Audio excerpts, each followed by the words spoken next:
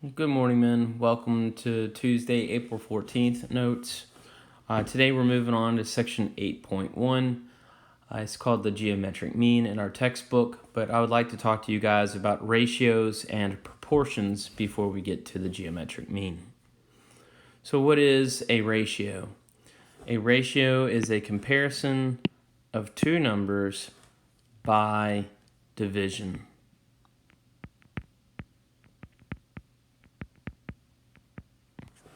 So ratios can be written in three ways.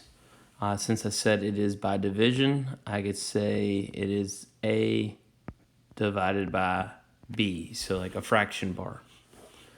We could write A to B, or we could use the colon, A to B, and that is read as A to B. So instead of writing the English word to, we could just use the colon. Usually A and B are expressed in the same unit, a measurement, whatever that may be, and the ratio is in simplest form. So again, the first commandment of mathematics is thou shalt simplify. The bonsai bald cypress tree is a small version of a full-size tree. A Florida bald cypress stands 118 feet tall.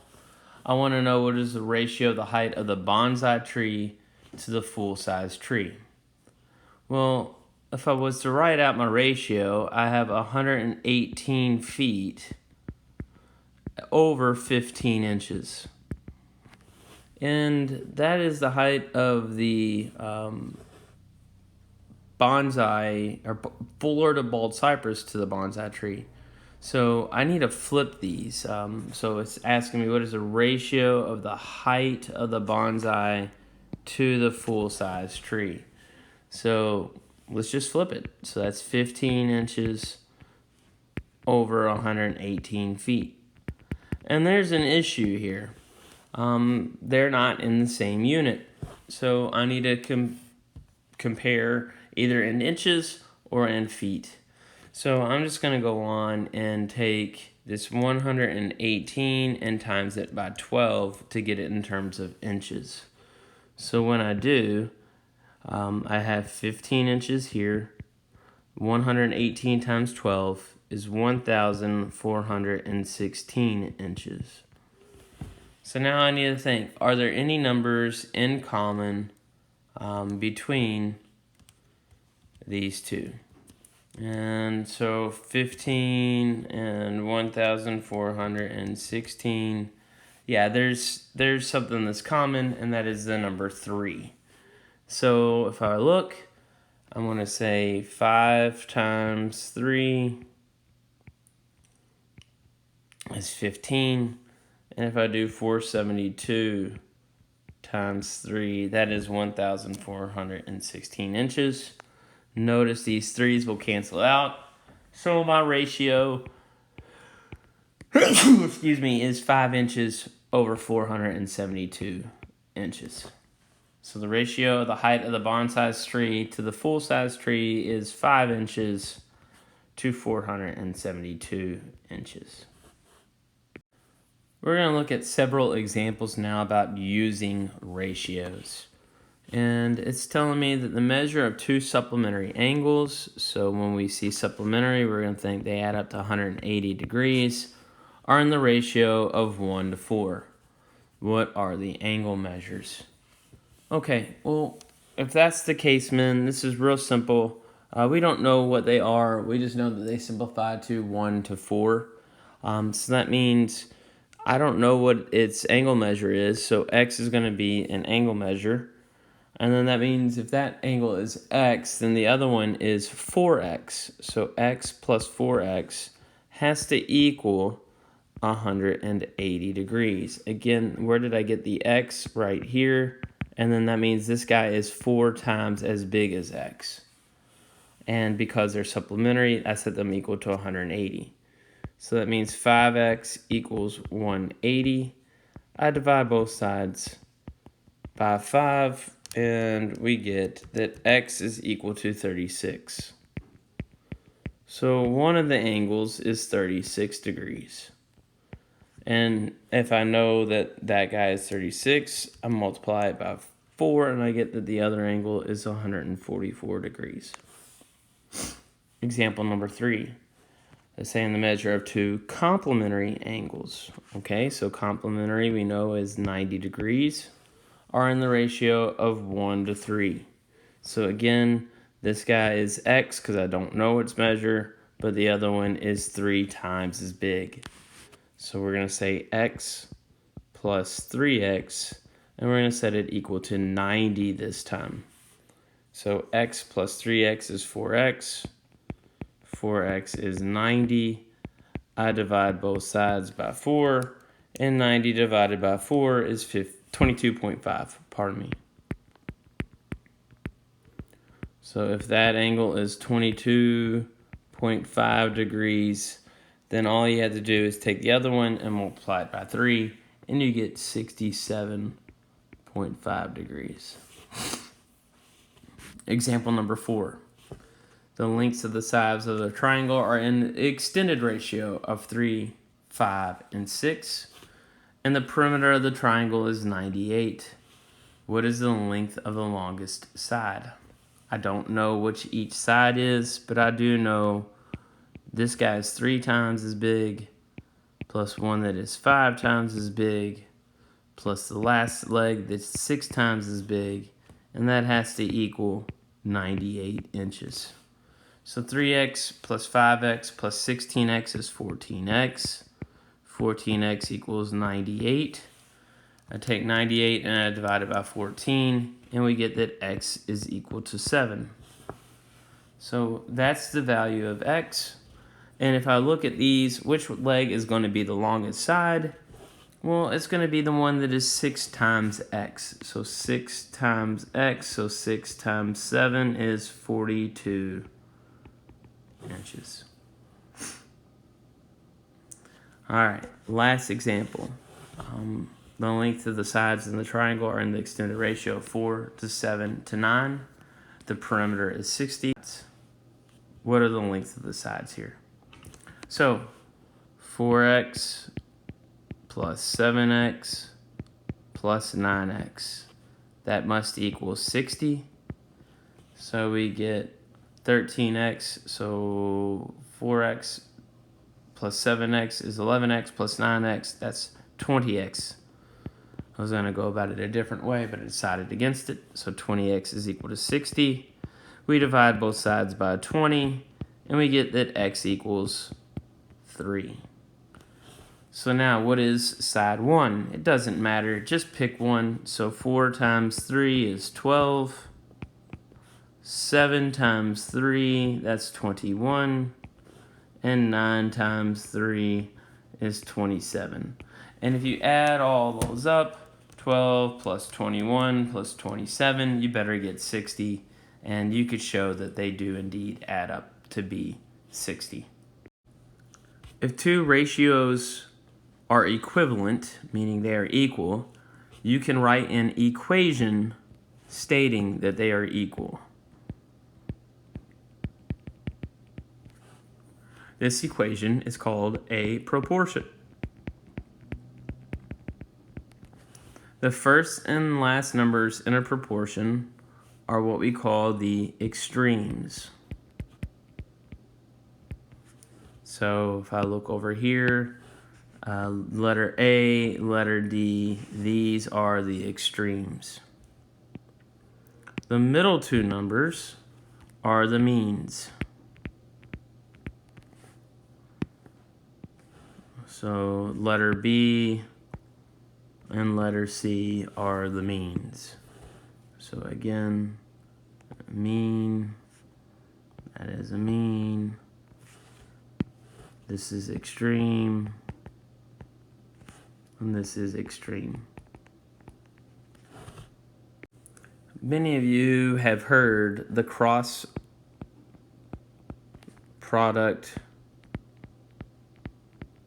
property. And that's when you have a proportion and the product of the extremes